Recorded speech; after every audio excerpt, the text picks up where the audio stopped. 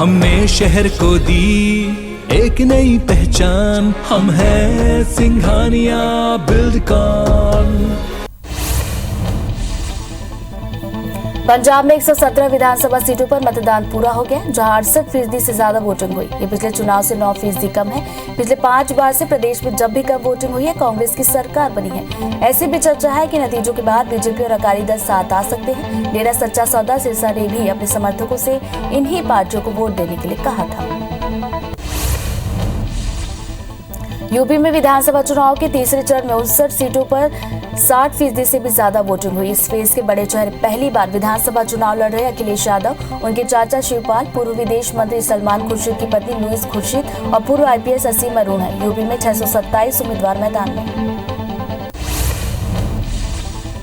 UP में विधानसभा चुनाव के तीसरे चरण के लिए मतदान जारी है। इसी बीच कानपुर में बीजेपी नेता और मेयर प्रमिला पांजू के खिलाफ निर्वाचन आयोग ने FIR दर्ज करने का आदेश दिया। निर्वाचन अधिकारी ने बताया कि मेयर ने नियमों का उल्लंघन कर मतदान करते हुए अपनी फोटो खिंचवाई। इसके बाद फोटो अपने फेसबुक पेज पर पोस्ट कर दी।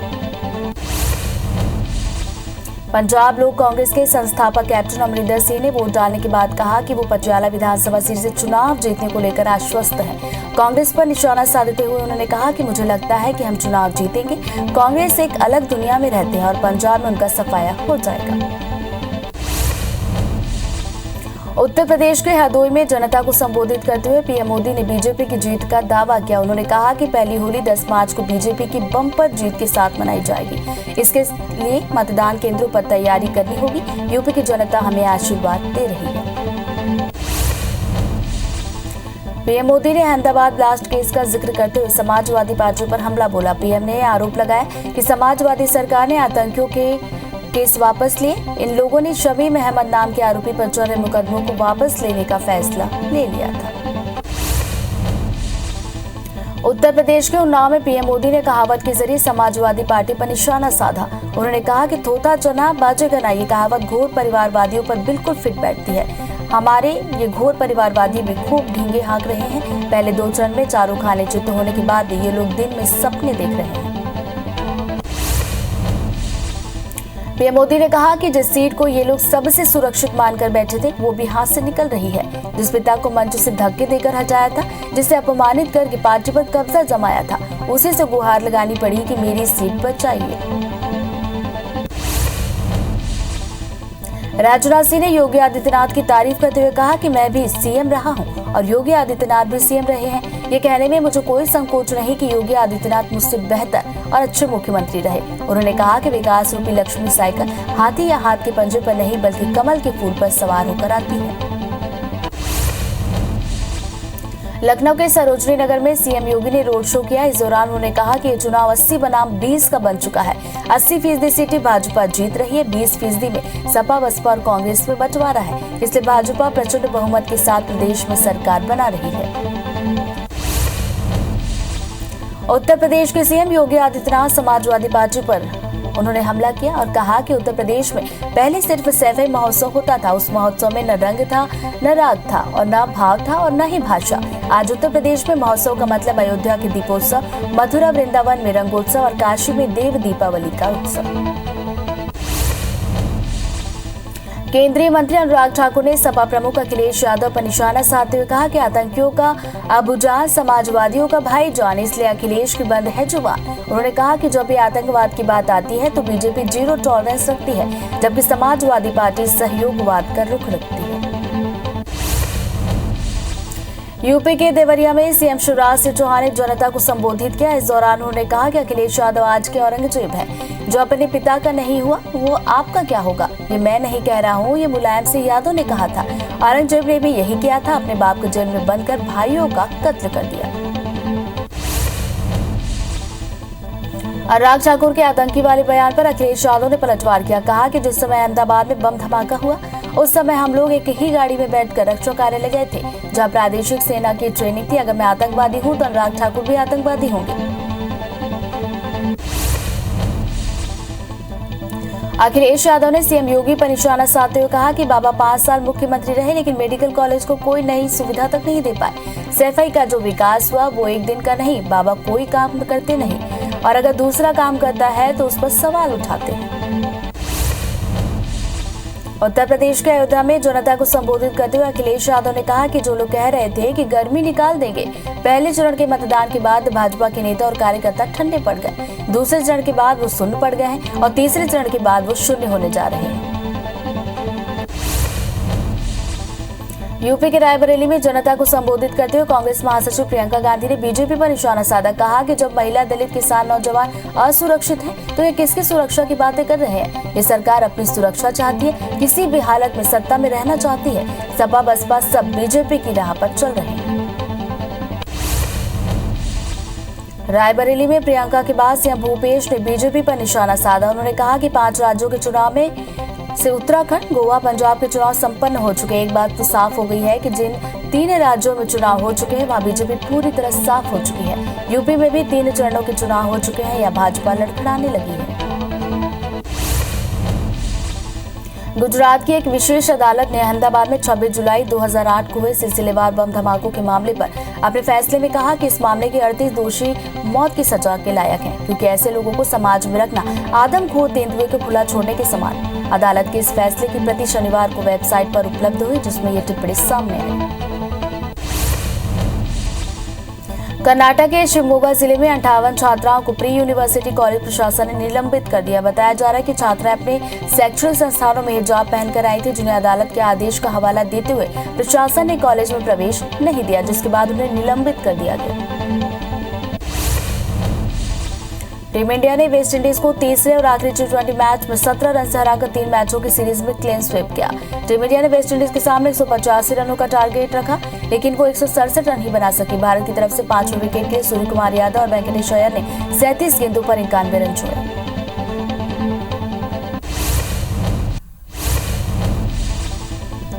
दुनिया भर में कोरोना के मामले बढ़ते हुए 42 करोड़ 48 लाख के पार चले गए। कोरोना से मौत का आंकड़ा 59,03,000 के पार पहुंचा। पूरी दुनिया में 35 करोड़ 3 लाख से ज्यादा मरीज कोरोना को हराकर स्वस्थ हुए। वहीं दुनिया में एक्टिव मरीजों की संख्या 6 करोड़ 85 लाख के पार चली गई। मध्य प्रदेश में कोरोना की रफ्तार धीमी हो गई है। प्रदेश में 24 घंटे के अंदर कोरोना के 950 नए मामले आए। 2 मरीजों की मौत हुई। प्रदेश में 24 घंटे में 1785 मरीज डिस्चार्ज हुए।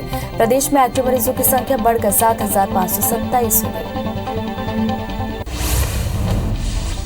छत्तीसगढ़ में कोरोना के मामलों में लगातार कमी आ रही है। प्रदेश में 24 घंटे के अंदर कोरोना के 205 नए मामले आए। राहत की बात है कि बीते 2 दिनों में एक भी मरीज की मौत नहीं हुई। प्रदेश में 340 लोग स्वस्थ होकर डिस्चार्ज हुए, जबकि एक्टिव केस की संख्या बढ़कर 3404। देश में वैक्सीनेशन का आंकड़ा 175 करोड़ 39 लाख के पार चला गया, जिसमें 96 करोड़ से ज्यादा को पहली और 77 करोड़ से ज्यादा को दूसरी डोज लगी। 1 करोड़ 79 लाख से ज्यादा को बूस्टर डोज लगाई गई। एमपी में 11 करोड़ 30 लाख और छत्तीसगढ़ में 3 करोड़ 62 लाख से ज्यादा को टीका लगा। सीएम भूपेश बघेल उत्तर प्रदेश के चुनावी दौरे पर हैं, जो आज प्रयागराज के 3 अलग अलग विधानसभा क्षेत्रों में जनसभा करेंगे। साथ ही कांग्रेस प्रत्याशियों के समर्थन में चुनाव प्रचार करेंगे। सीएम आज गढ़छना और 12 विधानसभा में कांग्रेस प्रत्याशियों के लिए वोट मांगेंगे। दोपहर 12:30 बजे लखनऊ से करेहा पहुंचेंगे। सीएम शिवराज सिंह चौहान आज दमोह के कुंडलपुर जाएंगे, जहां वे कुंडलपुर के पंच कल्याणक महामहोत्सव में शामिल होंगे। बता दें कि प्रसिद्ध जैन तीर्थ क्षेत्र कुंडलपुर में 24 फरवरी तक पंच कल्याणक महामहोत्सव का आयोजन किया गया, जहां रोजाना अलग अलग कार्यक्रम हो रहे हैं। मध्य प्रदेश में साल 2023 में होने वाले चुनाव से पहले बीजेपी अब अपने विधायकों को कसौटी पर परखने जा रही है। चुनाव से पहले बीजेपी विधायकों के रिपोर्ट कार्ड और जनता में उनके कामकाज का आकलन करेगी। इसके लिए बीजेपी बाकायदा कार्यकर्ताओं से फीडबैक लेने से लेकर सर्वे तक का काम कर रही है। सर्वे के आधार पर कमजोर परफॉर्मेंस वाले विधायकों को बीजेपी काम सुधारने का एक आखिरी मौका देना चाहती है, जिससे चुनाव से पहले जनता की नाराजगी दूर की जा सके, विधायकों के इमेज बिल्डअप किए जा सके। बीजेपी ने इसके लिए संगठन और एजेंसी के स्तर पर सर्वे का काम शुरू कर दिया। मध्य प्रदेश में विधानसभा चुनाव 2023 की तैयारियां शुरू हो गई है। दोनों ही बड़ी राजनीतिक पार्टियां कसावट में जुटी हैं। भोपाल में पूर्व सीएम कमलनाथ ने डिजिटल सदस्यता अभियान को लेकर सोशल मीडिया के पदाधिकारियों के साथ बड़ी बैठक की। कहा कि सभी को डिजिटल सदस्यता अभियान में ताकत के साथ जुटना है। कमलनाथ ने साफ कर दिया कि मंडलम सेक्टर कमेटियों के गठन में जो भी जिला अध्यक्ष दिलचस्पी नहीं लेगा वो 26 जनवरी को अपना इस्तीफा दे दे। बता दें कि कांग्रेस अब तक 230 विधानसभा सीटों में से सिर्फ 117 सीटों पर ही मंडलम सेक्टर कमेटियां बना सकी। यूपी चुनाव को लेकर कमलनाथ ने बड़ा बयान दिया। कहा कि कांग्रेस का कुछ भी हो लेकिन ये तय है कि उत्तर प्रदेश में इस बार बीजेपी नहीं आने वाली। कमलनाथ कांग्रेस अध्यक्ष सोनिया गांधी के साथ लगातार यूपी और पंजाब चुनाव की रणनीति बना रहे हैं। कमलनाथ यूपी चुनाव के लिए कांग्रेस के स्टार प्रचारक भी हैं। पंजाब में 117 विधानसभा सीटों पर मतदान पूरा हुआ। यहां 68% से ज्यादा वोटिंग हुई। ये पिछले चुनाव से 9% कम है। पिछले 5 बार से प्रदेश में जब भी कम वोटिंग हुई कांग्रेस की सरकार बनी। ऐसे भी चर्चा है कि नतीजों के बाद बीजेपी और अकाली दल साथ आ सकते हैं। डेरा सच्चा सौदा सिरसा ने भी अपने समर्थकों से इन्हीं पार्टियों को वोट देने के लिए कहा है। यूपी में विधानसभा चुनाव के तीसरे चरण में 59 सीटों पर 60% से भी ज्यादा वोटिंग हुई। इस फेज के बड़े चेहरे पहली बार विधानसभा चुनाव लड़े। अखिलेश यादव, उनके चाचा शिवपाल, पूर्व विदेश मंत्री सलमान खुर्शीद की पत्नी लुइस खुर्शीद और पूर्व IPS असीम अरुण है। यूपी में 627 उम्मीदवार मैदान पर। यूपी में विधानसभा चुनाव के तीसरे चरण के लिए मतदान जारी है। इस बीच कानपुर में बीजेपी नेता और मेयर प्रमिला पांडेय के खिलाफ निर्वाचन आयोग ने FIR दर्ज करने का आदेश दिया। निर्वाचन अधिकारी ने बताया कि मेयर ने नियमों का उल्लंघन कर मतदान करते हुए अपनी फोटो खिंचवाई। इसके बाद फोटो अपने फेसबुक पेज पर पोस्ट कर दी। पंजाब लोक कांग्रेस के संस्थापक कैप्टन अमरिंदर सिंह ने वोट डालने के बाद कहा कि वे बचाला विधानसभा सीट से चुनाव जीतने को लेकर आश्वस्त हैं। कांग्रेस पर निशाना साधते हुए उन्होंने कहा कि मुझे लगता है कि हम चुनाव जीतेंगे। कांग्रेस से एक अलग दुनिया में रहते हैं और पंजाब में उनका सफाया हो जाएगा। यूपी में चौथे चरण के मतदान के लिए आज केंद्रीय मंत्री अमित शाह दोपहर 1:15 बजे पीलीभीत के संयुक्त जनसभा करने वाले हैं। इसके बाद दोपहर 3 बजे के आसपास सीतापुर, शाम 4 बजे के आसपास बाराबंकी और शाम 7 बजे वाराणसी में चुनाव प्रचार करेंगे। जनता से बीजेपी के पक्ष में वोट डालने की अपील करेंगे। बीजेपी के चुनावी प्रचार में आज शाह के साथ सीएम योगी भी ताबड़तोड़ 5 जनसभाओं को संबोधित करने वाले हैं। सीएम योगी हरदोई, रायबरेली और लखनऊ में 5 रैलियों को संबोधित करेंगे। इधर सपा अध्यक्ष अखिलेश यादव आज हरदोई, रायबरेली और सुल्तानपुर और अमेठी में वोटरों से रूबरू होंगे। बीएसपी अध्यक्ष मायावती भी आज दोपहर 1 बजे एक रैली करेंगे। ये रैली प्रयागराज के केपी इंटर कॉलेज मैदान में होगी, जहां वो मंडल के चारों सीटों के प्रत्याशियों के लिए वोट मांगेंगी। कांग्रेस महासचिव प्रियंका गांधी लखनऊ में जनसंपर्क करने के बाद 11:30 बजे शक्ति यात्रा का आयोजन करेंगे। यूपी के तीसरे चरण का चुनाव पूरा हो चुका है। इस बीच सीएम योगी ने कहा कि प्रचंड बहुमत के साथ बीजेपी सरकार बनाएगी और ये भीड़ इस बात का प्रतीक है। अब तक का जो रुझान बताया जा रहा है ये 80 बनाम 20 का हो गया है। 80% में भारतीय जनता पार्टी और 20 में बसपा, सपा और कांग्रेस का मुकाबला। यूपी में चुनाव प्रचार के दौरान AIMIM के चीफ असदुद्दीन ओवैसी ने हिजाब को लेकर 24 तक अपनी बात रखी। ओवैसी ने कहा कि बीजेपी को दाढ़ी पसंद नहीं, मैं किसी का गुलाम नहीं, मैं टोपी भी नहीं पहनूंगा और दाढ़ी भी रखूंगा और मेरी बेटी भी हिजाब पहनेगी। यूपी के हरदोई में जनता को संबोधित करते हुए पीएम मोदी ने बीजेपी की जीत का दावा किया। कहा कि पहली होली 10 मार्च को बीजेपी की बम्पर जीत के साथ मनाई जाएगी। इसके लिए मतदान केंद्रों पर तैयारी करनी होगी। यूपी की जनता हमें आशीर्वाद दे रही है। पीएम ने अहमदाबाद ब्लास्ट केस का जिक्र करते हुए समाजवादी पार्टी पर हमला बोला। पीएम ने आरोप लगाया कि समाजवादी सरकार ने आतंकियों के केस वापस लिए। इन लोगों ने शमीम अहमद नाम के आरोपी पर चले मुकदमों को वापस लेने का फैसला लिया था। यूपी के उन्नाव में पीएम मोदी ने कहावत के जरिए समाजवादी पार्टी पर निशाना साधा। कहा कि तोता जना बाजे घना, ये कहावत घोर परिवारवादियों पर बिल्कुल फिट बैठती है। हमारे ये घोर परिवारवादी भी खूब ढींगे हाँकते हैं। पहले 2 चरण में चारों खाने चित होने के बाद भी ये लोग दिन में सपने देख रहे हैं। पीएम मोदी ने कहा कि जिस सीट को ये लोग सबसे सुरक्षित मानकर बैठे थे वो भी हाथ से निकल रही है। जिस पिता को मंच से धक्के मारकर हटाया था, जिसे अपमानित करके पार्टी पर कब्जा जमाया था, उसी से गुहार लगानी पड़ी कि मेरी सीट बचाइए। राजनाथ सिंह ने योगी आदित्यनाथ की तारीफ करते हुए कहा कि मैं भी सीएम रहा हूं और योगी आदित्यनाथ भी। ये कहने में मुझे कोई संकोच नहीं कि योगी जी मुझसे बेहतर और अच्छे सीएम हैं। उन्होंने कहा कि विकास रूपी लक्ष्मी साइकिल हाथी या हाथ के पंजे पर नहीं बल्कि कमल के फूल पर सवार होकर आती है। लखनऊ के सरोजनी नगर में सीएम योगी ने रोड शो किया। इस दौरान उन्होंने कहा कि ये चुनाव 80 बनाम 20 का बन चुका है। 80% सीटें भाजपा जीत रही है, 20% में सपा, बसपा और कांग्रेस में बंटवारा। भाजपा प्रचंड बहुमत के साथ प्रदेश में सरकार बना रही है। यूपी के सीएम योगी आदित्यनाथ समाजवादी पार्टी पर हमला बोला। उन्होंने कहा कि उत्तर प्रदेश में पहले सिर्फ सैफई महोत्सव होता था। उस महोत्सव में न रंग था, न राग था और न ही भाव, न भाषा। आज उत्तर प्रदेश में महोत्सव का मतलब अयोध्या के दीपोत्सव, मथुरा वृंदावन में रंगोत्सव, काशी में देव दीपावली का। टीम इंडिया ने वेस्ट इंडीज को तीसरे और आखिरी T20 मैच में 17 रनों से मात दी और 3 मैचों की सीरीज में क्लीन स्वीप कर दिया। टीम इंडिया ने वेस्ट इंडीज के सामने 185 रनों का टारगेट रखा, लेकिन टीम 167 रन ही बना सके। भारत की तरफ से 5 विकेट के लिए सूर्य कुमार यादव, वेंकटेश अय्यर ने 37 गेंदों पर 91 रन छोड़े। यह तीसरा मौका है जब भारत ने वेस्ट इंडीज के खिलाफ T20 फॉर्मेट में क्लीन स्वीप किया। इससे पहले 2018 और 2019 में भी भारतीय टीम वेस्ट इंडीज के खिलाफ सीरीज के सभी मैच जीतने में कामयाब रही थी। दोनों टीमों के बीच अभी तक कुल 7 T20 सीरीज खेली गई है, जिसमें टीम इंडिया ने 5 पर कब्जा जमाया। भारत 6 साल बाद लंबे इंतजार के बाद ICC T20 रैंकिंग में पहले पायदान पर। इससे पहले टीम 3 मई 2016 को T20 रैंकिंग में नंबर 1 पर थी। उस समय कप्तान MS धोनी थे। धोनी के बाद रोहित ने टीम को पहले स्थान पर पहुंचाया। MS धोनी के बाद विराट को टीम का कप्तान तो बनाया गया था, लेकिन वो टीम को नंबर 1 नहीं बना सके। दुनिया भर में कोरोना के मामले बढ़ते हुए 42 करोड़ 48 लाख के पार चले गए। कोरोना से मौत का आंकड़ा 59,30,000 के पार। पूरी दुनिया में 35 करोड़ 3 लाख से ज्यादा मरीज कोरोना कराकर हुए स्वस्थ। दुनिया में एक्टिव मरीजों की संख्या 6 करोड़ पार। मध्य प्रदेश में कोरोना की रफ्तार धीमी हो गई है। प्रदेश में 24 घंटे के अंदर कोरोना के 950 नए मामले आए। 2 मरीजों की मौत हुई। प्रदेश में 24 घंटे में 1785 मरीज डिस्चार्ज हुए। प्रदेश में एक्टिव मरीजों की संख्या बढ़कर 7,527।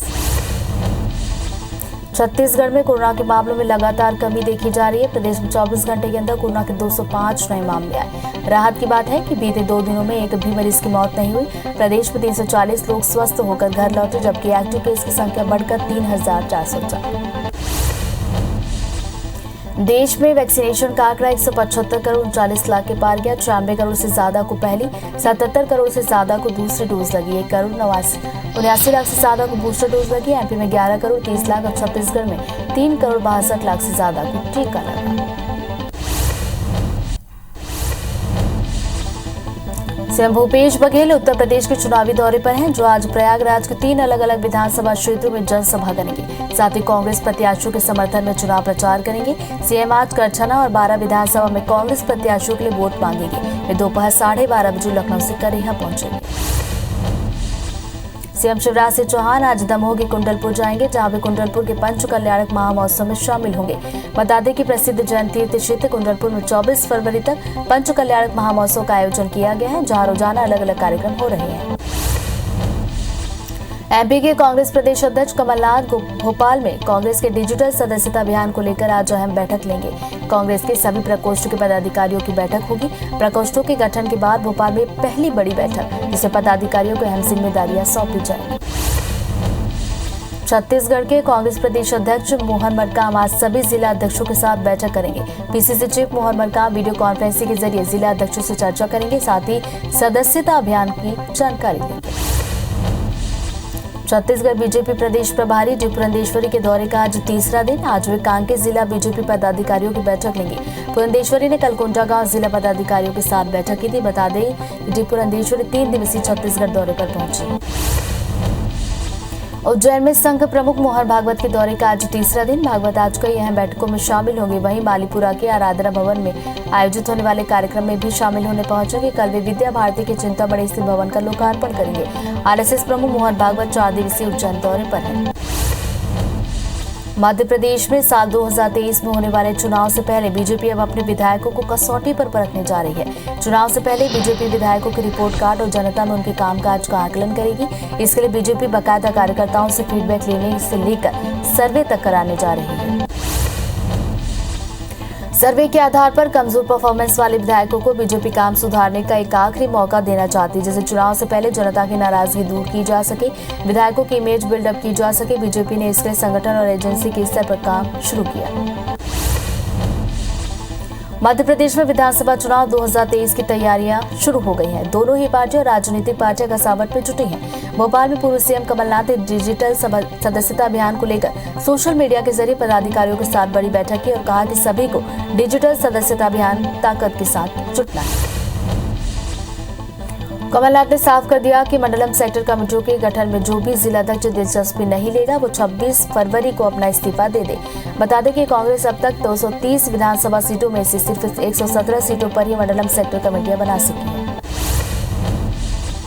यूपी चुनाव को लेकर कमलनाथ ने बड़ा बयान दिया। कहा कि कांग्रेस का कुछ भी हो लेकिन ये तय है कि उत्तर प्रदेश में इस बार बीजेपी नहीं आने वाली। बता दें कि कमलनाथ कांग्रेस अध्यक्ष सोनिया गांधी के साथ लगातार यूपी और पंजाब चुनाव की रणनीति बना रहे हैं। कमलनाथ यूपी चुनाव के लिए कांग्रेस के स्टार प्रचारक भी हैं।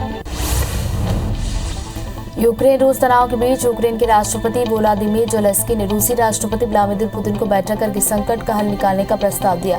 ज़ेलेंस्की ने म्यूनिख सुरक्षा सम्मेलन में कहा कि मैं नहीं जानता कि रूस के राष्ट्रपति क्या चाहते हैं, इसलिए मैं उन्हें मुलाकात का प्रस्ताव देता हूं। फ्रांस के राष्ट्रपति इमैनुअल मैक्रों और रूसी राष्ट्रपति व्लादिमीर पुतिन ने पूर्वी यूक्रेन में संघर्ष विराम को लेकर रविवार को फोन पर बातचीत की। बातचीत 105 मिनट लंबी चली, लेकिन दोनों नेताओं के बीच यूक्रेन में तनाव को लेकर जिम्मेदार देश के नाम पर सहमति नहीं बनी। पुतिन मैक्रो के बीच बातचीत में पूर्वी यूक्रेन में तनाव के लिए कौन जिम्मेदार है, इस पर दोनों ने असहमति जताई। इमैनुअल मैक्रो ने तनाव के लिए रूसी अलगाववादियों पर आरोप लगाया, जबकि पुतिन ने यूक्रेन पर आरोप लगाया। हालांकि मैक्रो के कार्यालय में बताया कि दोनों नेताओं ने यूक्रेन संकट पर कूटनीतिक समाधान का समर्थन करने में सहमति व्यक्त की। समाचार एजेंसी रॉयटर्स ने जानकारी दी। रूस और यूक्रेन के मुद्दे पर जारी विवाद थमने का नाम नहीं ले रहा। अब रूस के राष्ट्रपति व्लादिमीर पुतिन की मौजूदगी में रूस ने अब तक की सबसे बड़ी न्यूक्लियर मिसाइल ड्रिल का अभ्यास शुरू किया। युद्ध के माहौल में युद्धाभ्यास करना तनाव पैदा कर रहा है। वहीं नाटो और G7 जैसे संगठन रूप से लगातार अपनी सेना यूक्रेन की सीमा से पीछे रहने की अपील कर रहे हैं। यूक्रेन के साथ जारी तनाव के बीच रूस के लिए परेशान करने वाली खबर आई है। रूस स्थित अमेरिकन एम्बेसी में मॉस्को, सेंट पीटर्सबर्ग समेत कई शहरों में हमले की चेतावनी जारी की गई। मीडिया रिपोर्ट्स के मुताबिक यूक्रेन के साथ जारी तनाव के बीच रूस के कई शहरों में शॉपिंग सेंटर्स, रेलवे और मेट्रो स्टेशन और पब्लिक प्लेस पर हमले हो सकते हैं। अमेरिका के द्वारा वित्त पोषित एक प्रोजेक्ट के विरोध में नेपाल में प्रदर्शन तेज हो गए, जिसे काबू में करने के लिए नेपाल की काठमांडू पुलिस ने प्रदर्शनकारियों पर आंसू गैस के गोले दागने के साथ ही पानी की बौछार भी की। इसमें कुछ लोग जख्मी हुए। बता दें कि अमेरिका के एक प्रोजेक्ट में $500 मिलियन अनुदान देने वाला था, जिसे नेपाल के नागरिकों ने कानून को कमजोर करने वाला माना। फ्रांस में 2 साल बाद नीस कार्निवल की रौनक फिर लौट आई है। दक्षिण पूर्वी फ्रांस के रिवेरा टाउन में आयोजित होने वाला ये कार्निवल किंग ऑफ सिनेमा के नाम से जाना जाता है, जो 27 फरवरी तक चलेगा। इस कार्निवल में हजारों लोग रंगारंग पोशाक में नाचते झूमते सड़कों पर उतरे और कोरोना की उदासी भुलाकर नई शुरुआत की। पीएम मोदी केंद्रीय बजट 2022 में की गई घोषणाओं के क्रियान्वयन को लेकर आज शिक्षा मंत्रालय के एक वेबिनार के पूर्ण सत्र को संबोधित करेंगे। वेबिनार में विभिन्न विषयों पर आधारित सत्र होंगे। इसमें विभिन्न मंत्रालय और राज्य सरकारों के अधिकारी, शिक्षाविद, छात्र और अन्य विशेषज्ञ शामिल होंगे। यूपी में 3 चरणों के मतदान हो चुके हैं। आज शाम 6 बजे चौथे चरण का चुनाव प्रचार भी थम जाएगा। यूपी के चौथे चरण में 9 जिलों की 60 सीटों पर 23 फरवरी को मतदान होना है। इस बीच प्रचार के मैदान में आज बीजेपी से अमित शाह और योगी होंगे। वहीं सपा से अखिलेश, बीएसपी से मायावती और कांग्रेस से प्रियंका गांधी प्रचार करेंगे। यूपी में चौथे चरण के मतदान के लिए आज केंद्रीय मंत्री अमित शाह दोपहर 1 बजे के आसपास पीलीभीत में संयुक्त जनसभा करेंगे। इसके बाद वे दोपहर 3 बजे के आसपास सीतापुर, शाम 4 बजे के आसपास बाराबंकी और शाम 7 बजे वाराणसी में चुनाव प्रचार करेंगे और जनता से बीजेपी के पक्ष में वोट डालने की अपील करेंगे। बीजेपी के चुनावी प्रचार में आज शाह के साथ सीएम योगी भी ताबड़तोड़ 5 जनसभाओं को संबोधित करेंगे। सीएम योगी हरदोई, रायबरेली और लखनऊ में 5 रैलियों को संबोधित करेंगे। इधर सपा अध्यक्ष अखिलेश यादव आज हरदोई, रायबरेली, सुल्तानपुर और अमेठी में वोटरों से रूबरू होंगे। बीएसपी अध्यक्ष मायावती भी आज दोपहर 1 बजे एक रैली करेंगी। ये रैली प्रयागराज के केपी इंटर कॉलेज मैदान में होगी, जहां वो मंडल के 4 जिलों के प्रत्याशियों के लिए वोट मांगेंगी। कांग्रेस महासचिव प्रियंका गांधी लखनऊ में जनसंपर्क करने के बाद 11:30 बजे शक्ति यात्रा का आयोजन करेंगी। यूपी के तीसरे चरण का चुनाव पूरा हो चुका है। इस बीच सीएम योगी ने कहा कि प्रचंड बहुमत के साथ बीजेपी सरकार बनाएगी और ये भीड़ इस बात का प्रतीक है। अब तक का रुझान जो बताता है ये 80 बनाम 20 का है। 80% में भारतीय जनता पार्टी और 20 में बसपा और सपा का और कांग्रेस का मुकाबला। पंजाब के सीएम चन्नी ने आम आदमी पार्टी के राष्ट्रीय संयोजक और दिल्ली के सीएम अरविंद केजरीवाल पर निशाना साधते हुए उन्हें झूठा व्यक्ति करार दिया। सीएम चन्नी ने कहा कि वे बड़े झूठ बोलते हैं, या तो अपने बयानों से पलट जाते हैं या कभी कभी माफी मांगते हैं। साथ ही चन्नी ने पंजाब में जीत का दावा किया। यूपी में चुनाव प्रचार के दौरान एआईएमआईएम के चीफ असदुद्दीन ओवैसी ने हिजाब को लेकर टोपी तक अपनी बात रखी। ओवैसी ने कहा कि बीजेपी को दाढ़ी पसंद नहीं, मैं किसी का गुलाम नहीं हूं, मैं टोपी भी पहनूंगा और दाढ़ी भी रखूंगा और मेरी बेटी हिजाब पहनेगी। चारा घोटाले के 5वें केस में आज आरजेडी सुप्रीमो और पूर्व सीएम लालू प्रसाद यादव समेत 38 दोषियों को वीडियो कॉन्फ्रेंसिंग के जरिए सजा सुनाई जाएगी। मामले में सीबीआई की स्पेशल कोर्ट आज 12 बजे सजा सुनाएगी। 15 फरवरी को लालू दोषी करार हुए थे। इससे पहले लालू यादव को 4 दूसरे केसों में 14 साल की सजा मिल चुकी है। टीम इंडिया ने वेस्टइंडीज को तीसरे और आखिरी T20 मैच में 17 रन से हराकर 3 मैचों की सीरीज में क्लीन स्वीप किया। टीम इंडिया ने वेस्टइंडीज के सामने 185 रनों का टारगेट रखा था, लेकिन वो 167 रन ही बना सके। भारत की तरफ से 5वें विकेट के लिए सूर्य कुमार यादव और वेंकटेश अय्यर ने 37 गेंदों पर 91 रन जोड़े। ये तीसरा मौका है जो भारत ने वेस्टइंडीज के खिलाफ T20 फॉर्मेट में क्लीन स्वीप किया। इससे पहले 2018 और 2019 में भी भारतीय टीम वेस्टइंडीज के खिलाफ सीरीज के सभी मैच जीतने में कामयाब रही थी। दोनों टीमों के बीच अभी तक कुल 7 T20 सीरीज खेली गई, जिसमें टीम इंडिया ने 5 पर कब्जा जमाया। भारत 6 साल के लंबे इंतजार के बाद आईसीसी T20 रैंकिंग में पहले पायदान पर पहुंची। उससे पहले टीम 3 मई 2016 का T20 रैंकिंग में नंबर 1 पर थी। उस समय कप्तान MS धोनी थे। धोनी के बाद रोहित ने टीम को पहले स्थान पर पहुंचाया। MS धोनी के बाद विराट को टीम का कप्तान बनाया गया था, लेकिन वो टीम को नंबर 1 नहीं बना सके। T20 इंटरनेशनल में टीम इंडिया की लगातार 9वीं जीत रही और इसके साथ ही भारत पाकिस्तान की बराबरी भी कर ली। पाक टीम ने 2018 में लगातार 9 T20 जीतने का रिकॉर्ड बनाया था। T20 इंटरनेशनल में लगातार सबसे ज्यादा 12 मैच जीतने का वर्ल्ड रिकॉर्ड अफगानिस्तान के नाम पर दर्ज। भारत को 5वीं बार अपनी कप्तानी में अंडर-19 वर्ल्ड कप जिताने वाले यशदुल इतिहास रच दिया है। उन्होंने फर्स्ट क्लास क्रिकेट में डेब्यू करते हुए दोनों पारियों में शतक लगाया। इसी के साथ धुल रणजी के अपने पहले मैच के दोनों पारियों में शतक लगाने वाले तीसरे खिलाड़ी बने। दुबई में आईपीएल की तर्ज पर T20 लीग खेली जाएगी। इसमें एक टीम बॉलीवुड के किंग शाहरुख खान भी खरीदने वाले हैं। शाहरुख पहले आईपीएल में केकेआर के अलावा कैरिबियन प्रीमियर लीग में भी टीम खरीद चुके हैं। ये उनकी तीसरी क्रिकेट टीम होगी। क्रिकबज़ के मुताबिक इस टूर्नामेंट में मुकेश अंबानी और अडानी ग्रुप भी दांव लगाएंगे। दुनिया भर में कोरोना के मामले बढ़ते हुए 42 करोड़ 48 लाख के पार चले गए। कोरोना से मौत का आंकड़ा 59,03,000 के पार। पूरी दुनिया में 35 करोड़ 3 लाख से ज्यादा मरीज कोरोना को हराकर स्वस्थ हुए। वहीं दुनिया में एक्टिव मरीजों की संख्या 6 करोड़ के पार। देश में कोरोना के मामले लगातार घट रहे हैं। 24 घंटे के अंदर कोरोना के 16,051 नए मामले आए। इस दौरान 37,901 मरीज ठीक हुए। 24 घंटे में 206 मरीजों की मौत हुई। देश में कोरोना के कुल एक्टिव मरीजों की संख्या 2 लाख के पार चली गई। पॉजिटिविटी रेट 1.93% थी। मध्य प्रदेश में कोरोना की रफ्तार धीमी हो गई है। प्रदेश में 24 घंटे के अंदर कोरोना के 950 नए मामले आए। 2 मरीजों की मौत हुई। प्रदेश में 24 घंटे में 1,785 मरीज डिस्चार्ज हुए।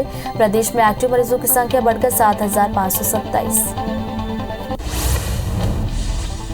छत्तीसगढ़ में कोरोना के मामलों में लगातार कमी देखी जा रही है। प्रदेश में 24 घंटे के अंदर कोरोना के 205 नए मामले आए। राहत की बात यह है कि बीते 2 दिनों में एक भी मरीज की मौत नहीं हुई। 340 लोग स्वस्थ हुए, जबकि एक्टिव केस की संख्या बढ़कर 3,000 के पार चली गई। देश में वैक्सीनेशन का आंकड़ा 175 करोड़ 39 लाख के पार चला गया। 96 करोड़ से ज्यादा को पहली डोज, 77 करोड़ से ज्यादा को दूसरी डोज लगी। वहीं 1 करोड़ 79 लाख से ज्यादा को बूस्टर डोज लगाई गई। एमपी में 11 करोड़ 30 लाख और छत्तीसगढ़ में 3 करोड़ 62 लाख से ज्यादा को टीका लगा। सीएम भूपेश बघेल उत्तर प्रदेश के चुनावी दौरे पर हैं, जो आज प्रयागराज के 3 अलग-अलग विधानसभा क्षेत्रों में जनसभा करेंगे। साथ ही कांग्रेस प्रत्याशियों के समर्थन में चुनाव प्रचार करेंगे। सीएम आज गढ़छना और 12 विधानसभा में कांग्रेस प्रत्याशियों के लिए वोट मांगेंगे। वे दोपहर 12:30 बजे लखनऊ से करिहा रवाना होंगे। मुख्यमंत्री शिवराज सिंह चौहान आज दमोह के कुंडलपुर जाएंगे, जहां वे कुंडलपुर के पंच कल्याणक महामहोत्सव में शामिल होंगे। बता दें कि प्रसिद्ध जैन तीर्थ क्षेत्र कुंडलपुर में 24 फरवरी तक पंच कल्याणक महामहोत्सव का आयोजन किया गया, जहां रोजाना अलग अलग कार्यक्रम हो रहे हैं। मध्य प्रदेश के कांग्रेस प्रदेश अध्यक्ष कमलनाथ भोपाल में कांग्रेस के डिजिटल सदस्यता अभियान को लेकर आज अहम बैठक लेंगे। वे आज कांग्रेस के सभी प्रकोष्ठ के पदाधिकारियों की बैठक लेंगे। प्रकोष्ठों के गठन के बाद भोपाल में पहली बड़ी बैठक है, जिसे पदाधिकारियों को अहम जिम्मेदारियां सौंपी जाएंगी। छत्तीसगढ़ के कांग्रेस प्रदेश अध्यक्ष मोहन मरकाम आज सभी जिला अध्यक्षों के साथ बैठक करेंगे। PCC chief Markam video conferencing के जरिए जिला अध्यक्षों से चर्चा करेंगे, साथ ही सदस्यता अभियान की जानकारी लेंगे। उज्जैन में संघ प्रमुख मोहन भागवत के दौरे का आज तीसरा दिन है। भागवत आज कई अहम बैठकों में शामिल होंगे। मालीपुरा के आराधना भवन में आयोजित कार्यक्रम में शिरकत करेंगे। कल वे विद्या भारती के चिंतामणि से भवन का लोकार्पण करेंगे। आरएसएस प्रमुख भागवत 4 दिवसीय उज्जैन दौरे पर हैं। बस्तर संभाग इन दोनों राजनीतिक पार्टियों के केंद्र बिंदु पर है। छत्तीसगढ़ बीजेपी प्रभारी पुरंदेश्वरी के बयान पर जवाब में आबकारी मंत्री कवासी लखमा ने कहा, बीजेपी के कार्यकाल में बस्तर में जमकर भ्रष्टाचार हुआ। उन्होंने दलपत सागर, गंगा मुंडा समेत कई महत्वपूर्ण कामों का जिक्र करते हुए कहा कि बीजेपी ने भ्रष्टाचार का काम किया, जबकि कांग्रेस सरकार में बस्तर का माहौल बदला। भिंड के बस स्टैंड के पास दिल दहला देने वाली घटना आई, जहां पैसे के लेन देन के विवाद में आरोपी ने युवक पर पेट्रोल डालकर जिंदा जलाने की कोशिश की। घटना के बाद युवक को गंभीर हालत में अस्पताल में भर्ती कराया गया। आरोपियों की तलाश जारी। सूरजपुर के धर्मपुर गांव में पत्नी को जलाकर हत्या करने वाले आरोपी पति को पुलिस ने गिरफ्तार किया। 15 फरवरी को पत्नी सावित्री ने आरोपी पति को थप्पड़ मार दिया, जिससे नाराज होकर आरोपी ने फावड़ा से वार कर पत्नी की हत्या की। रात को अपनी बाड़ी में लेकर जाकर जला दिया, जिसके बाद बेटे की शिकायत पर पुलिस ने आरोपी पति को गिरफ्तार किया। जबलपुर के पारसिया गांव में नवंबर महीने में हुए अंधे कत्ल की गुत्थी को पुलिस ने सुलझाया। 60 साल के गया प्रसाद कुसराम की हत्या जादू टोने के शक में की गई थी। पूरे मामले का खुलासा करते हुए पुलिस ने 5 आरोपियों को गिरफ्तार किया। हत्या में इस्तेमाल किए गए हथियार को भी बरामद कर लिया गया। मरवाही के दानीकुंडी गांव में बारातियों ने सरपंच की पिटाई कर दी। सरपंच बारातियों को शराब पीने से रोक रहे थे, तभी सब बारातियों ने सरपंच की पिटाई की। मामले में पुलिस ने तीनों आरोपियों के खिलाफ मामला दर्ज कर जांच शुरू की है। खंडवा शहर के जलेबी चौक क्षेत्र में रविवार देर रात झंडे लगाने को लेकर पथराव हुआ। चौक में कुछ युवक झंडा लगा रहे थे। इसी बीच नकाबपोश कुछ उपद्रवी भी मौके पर पहुंचे और पथराव करने लगे। इस दौरान काफी देर तक हंगामा हुआ।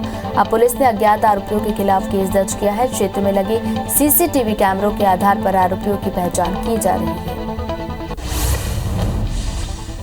दमोह में नाबालिग से हैवानियत का मामला आया। आरोपियों ने पहले नाबालिग का अपहरण कर गैंगरेप किया, फिर नाबालिग के नाक काट दी। इतना ही नहीं, आरोपी ने परिजनों को धमकी दी कि पुलिस को बताया तो अंजाम भुगतने के लिए तैयार रहना। वहीं मामले में पुलिस ने केस दर्ज कर आरोपी को गिरफ्तार किया। दूसरे की तलाश जारी। दमोह के जबलपुर नाका पुलिस चौकी क्षेत्र में नाबालिग के साथ गैंगरेप का मामला आया। पुलिस के मुताबिक आरोपी ने वारदात को अंजाम देने के बाद नाबालिग की नाक काट दी। फिलहाल पुलिस ने केस दर्ज कर आरोपियों की तलाश शुरू की है। ग्वालियर के एबीपी ट्रिपल आईटीएम से एमटेक कर चुकी छात्रा से दुष्कर्म का मामला आया। आरोपी की वारदात को तत्कालीन सिक्योरिटी ऑफिसर ने नौकरी का झांसा देकर अंजाम दिया। तत्कालीन डायरेक्टर पर धोखाधड़ी करने का भी आरोप। पुलिस ने छात्रा की शिकायत पर मामला दर्ज कर सिक्योरिटी ऑफिसर दिनेश कुमार को हिरासत में लिया। मंडला जिले में एक 5 साल की बच्ची के साथ 24 साल के एक युवक ने दुष्कर्म किया। बच्ची की हालत गंभीर बताई गई। इलाज के लिए अस्पताल में भर्ती कराया गया। वहीं मामले में बिछिया पुलिस ने रेप का मामला दर्ज कर आरोपी को गिरफ्तार किया। भाटापारा के ग्रामीण थाना क्षेत्र में 4 नाबालिग लड़कियों के गुम होने अपहरण के मामले में पुलिस ने कार्रवाई की है। पुलिस ने एक टीम बनाकर छत्तीसगढ़ और दूसरे राज्यों में मुस्कान ऑपरेशन के तहत कामयाबी हासिल की। पुलिस ने 4 अलग अलग मामलों में 4 आरोपियों को गिरफ्तार किया, साथ ही 4 नाबालिग लड़कियों को भी बरामद किया। जांजगीर चांपा में किसान से मोबाइल टावर लगाने के नाम पर 16.5 लाख रुपए की ठगी हुई। मामले में कलतरा पुलिस ने आरोपी को कोलकाता से गिरफ्तार किया। ट्रांजिट रिमांड पर लेकर आई है। फिलहाल दूसरा आरोपी फरार है, तलाश जारी है। पीड़ित ने 5 अप्रैल 2021 को रिपोर्ट दर्ज कराई थी।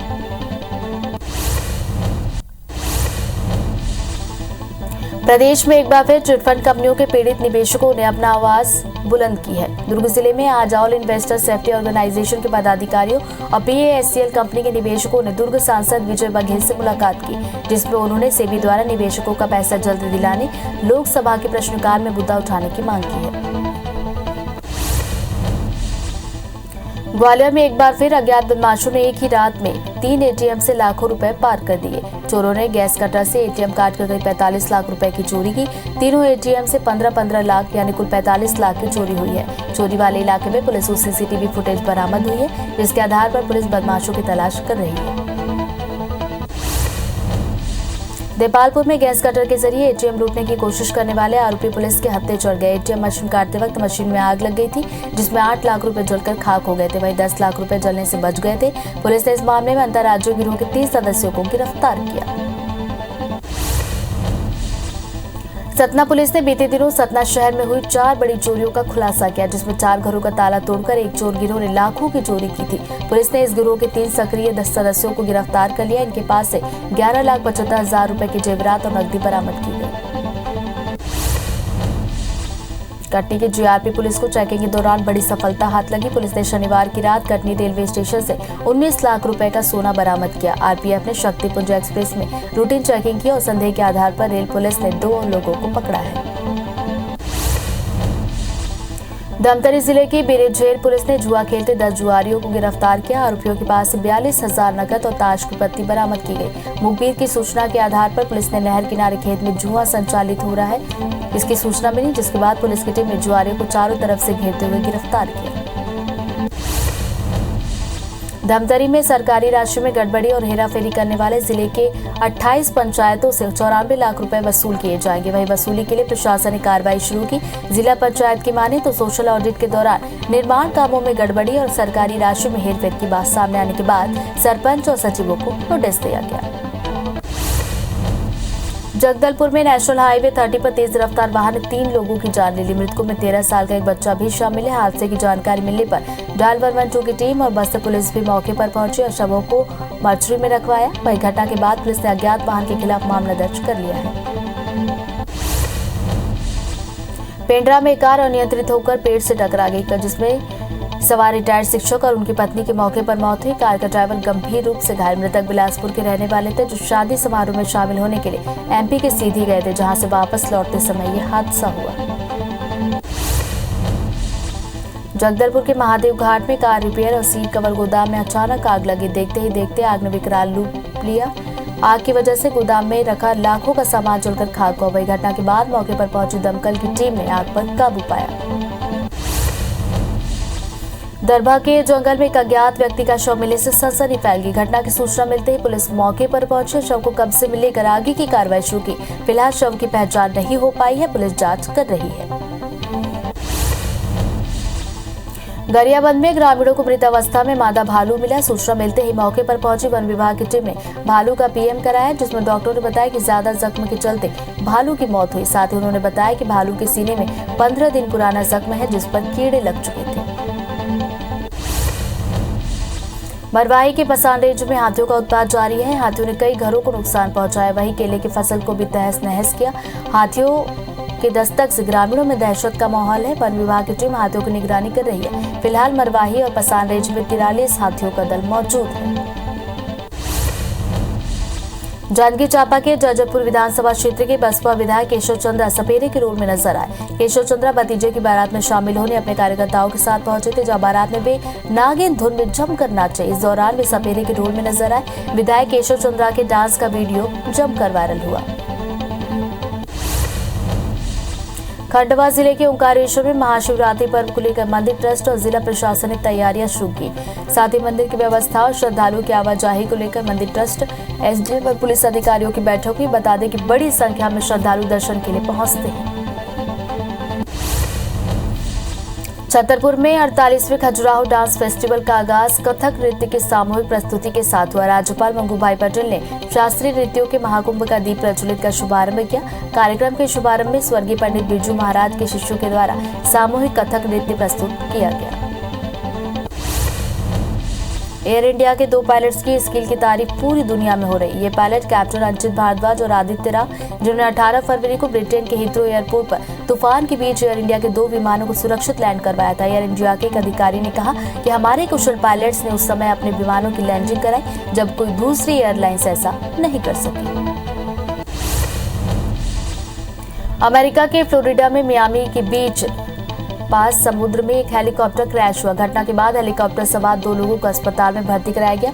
हेलीकॉप्टर उस स्थान से कुछ फुट की दूरी पर दुर्घटनाग्रस्त हुआ जहां बड़ी संख्या में लोग तैराकी कर रहे थे। अगर विमान थोड़ा और आगे गिरता तो बड़ा हादसा हो सकता था। यूक्रेन रूस तनाव के बीच यूक्रेन के राष्ट्रपति वोलोदिमीर जेलेंस्की ने रूसी राष्ट्रपति व्लादिमीर पुतिन को बैठक करके संकट का हल निकालने का प्रस्ताव दिया। जेलेंस्की ने म्यूनिख सुरक्षा सम्मेलन में कहा, मैं नहीं जानता कि रूस के राष्ट्रपति क्या चाहते हैं, इसलिए मैं उन्हें मुलाकात का प्रस्ताव देता हूं। फ्रांस के राष्ट्रपति इमैनुअल मैक्रों और रूसी राष्ट्रपति व्लादिमीर पुतिन ने पूर्वी यूक्रेन में संघर्ष विराम को लेकर रविवार को फोन पर बातचीत की। बातचीत 105 मिनट तक चली। दोनों नेताओं के बीच यूक्रेन में तनाव को लेकर जिम्मेदार देश के नाम पर सहमति नहीं बनी। पुतिन मैक्रो के बीच बातचीत में पूर्वी यूक्रेन में तनाव के लिए कौन जिम्मेदार है, इस पर दोनों ने असहमति जताई। इमैनुअल मैक्रो ने तनाव के लिए रूसी अलगाववादियों पर आरोप लगाया, जबकि पुतिन ने यूक्रेन पर आरोप लगाया। हालांकि मैक्रो के कार्यालय ने बताया कि दोनों नेताओं ने यूक्रेन संकट पर कूटनीतिक समाधान का समर्थन करने पर सहमति व्यक्त की। समाचार एजेंसी रॉयटर्स ने इसकी जानकारी दी। रूस और यूक्रेन मुद्दे पर जारी विवाद थमने का नाम नहीं ले रहा है। अब रूस के राष्ट्रपति व्लादिमीर पुतिन की मौजूदगी में रूस ने अब तक की सबसे बड़ी न्यूक्लियर मिसाइल ड्रिल का अभ्यास शुरू किया। युद्ध के माहौल में युद्धाभ्यास करना तनाव पैदा कर रहा है। वहीं नाटो और G7 जैसे संगठन रूस से लगातार अपनी सेना यूक्रेन की सीमा से पीछे लेने की अपील कर रहे हैं। यूक्रेन के साथ जारी तनाव के बीच रूस के लिए परेशान करने वाली खबर आई। रूसी स्थित अमेरिकन एम्बेसी ने मॉस्को, सेंट पीटर्सबर्ग समेत कई शहरों में हमले की चेतावनी जारी की। मीडिया रिपोर्ट्स के मुताबिक यूक्रेन के साथ जारी तनाव के बीच रूस के कई शहरों में शॉपिंग सेंटर्स, रेलवे और मेट्रो स्टेशन और पब्लिक प्लेस पर हमले हो सकते हैं। अब अमेरिकी राष्ट्रपति जो बाइडेन यूक्रेन संकट को टालने के लिए रूसी राष्ट्रपति व्लादिमीर पुतिन से मिलने को तैयार हैं। हालांकि मुलाकात से पहले बाइडेन पुतिन से यूक्रेन पर हमला न करने का वादा चाहते हैं। अगर सब कुछ सही रहता है तो इस हफ्ते के आखिर में दोनों मिल सकते हैं। न्यूयॉर्क टाइम्स की रिपोर्ट के मुताबिक इस मीटिंग का वक्त और मुद्दे अभी तय नहीं है। अमेरिका द्वारा वित्त पोषित प्रोजेक्ट के विरोध में नेपाल में प्रदर्शन तेज हो गए हैं, जिसे काबू में करने के लिए नेपाल की काठमांडू पुलिस ने प्रदर्शनकारियों पर आंसू के गैस के गोले दागने के साथ ही पानी की बौछार की। इसमें कुछ लोग जख्मी हुए। बता दें कि अमेरिका के प्रोजेक्ट में $500 मिलियन अनुदान देने वाला था, जिसे नेपाल के नागरिकों ने कानून को कमजोर करने वाला माना। फ्रांस में 2 साल बाद नीस कार्निवल की रौनक फिर लौट आई है। दक्षिण पूर्वी फ्रांस के रिवेरा टाउन में आयोजित होने वाला ये कार्निवल किंग ऑफ सिनेमा के नाम से जाना जाता है। 27 फरवरी तक चलने वाला इस कार्निवल में हजारों लोग रंगारंग पोशाक में नाचते झूमते सड़कों पर उतरे और कोरोना की उदासी भूलकर नई शुरुआत की। गूगल एंड्रॉयड मोबाइल यूजर्स की प्राइवेसी के लिए नई पॉलिसी ला रही है। एप्पल भी आईफोन स्मार्टफोन यूजर्स के लिए ऐसी ही पॉलिसी लाई थी। फेसबुक ने हाल ही में कहा था कि एप्पल की पॉलिसी से उसे इस साल बड़ा नुकसान हो सकता है, जिसके बाद शेयरों में जबरदस्त गिरावट आई और एक दिन में कंपनी को 17 लाख करोड़ का घाटा हुआ।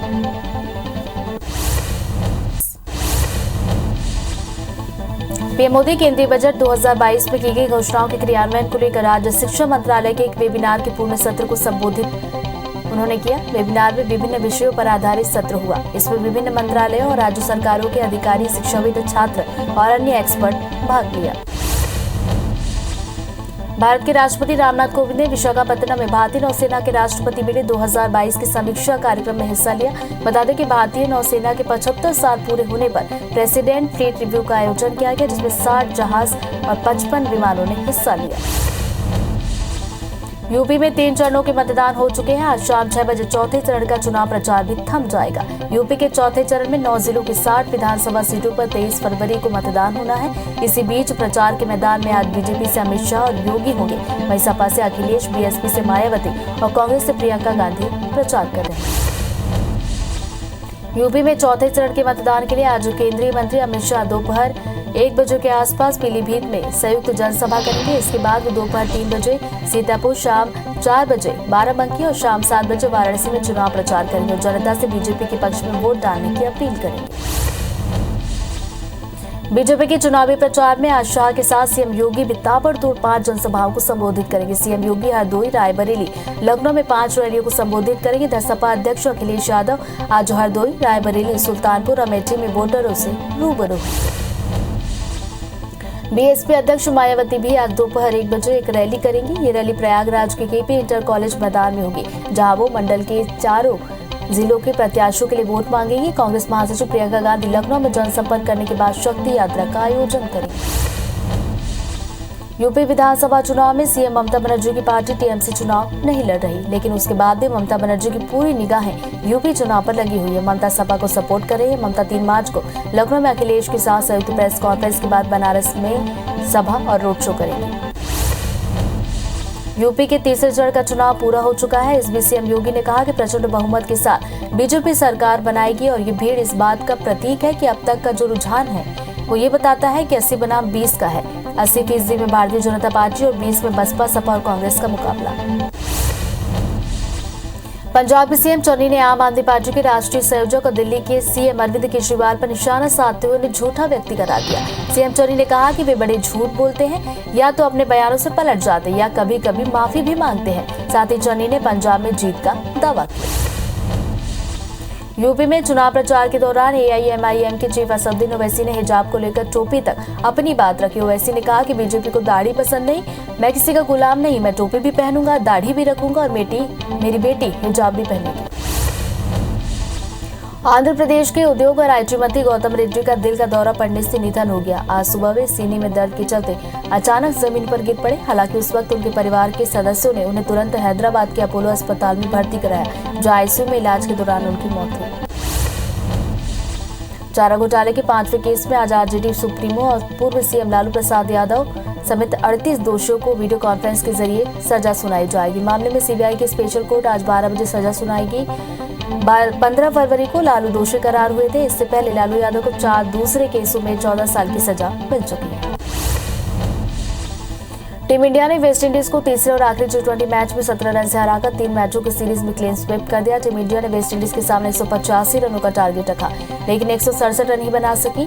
भारत की तरफ से 5वें विकेट के लिए सूर्य कुमार यादव, वेंकटेश अय्यर ने 37 गेंदों पर 91 रन की पारी खेली।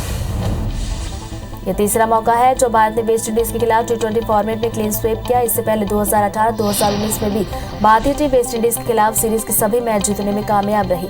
दोनों टीमों के बीच अभी तक कुल 7 T20 सीरीज खेली गई, जिसमें टीम इंडिया ने 5 पर कब्जा जमाया। भारत 6 साल के लंबे इंतजार के बाद आईसीसी T20 रैंकिंग में पहले पायदान पर पहुंचा है। इससे पहले टीम 3 मई 2016 का T20 रैंकिंग में नंबर 1 पर थी। उस समय कप्तान MS धोनी थे। धोनी के बाद रोहित ने टीम को पहले स्थान पर पहुंचाया। MS धोनी के बाद विराट को टीम का कप्तान बनाया गया, लेकिन वो टीम को पहले नंबर पर नहीं पहुंचा सके। T20 इंटरनेशनल में टीम इंडिया की लगातार 9वीं जीत रही और इसके साथ ही भारत पाकिस्तान की बराबरी भी हो गई है।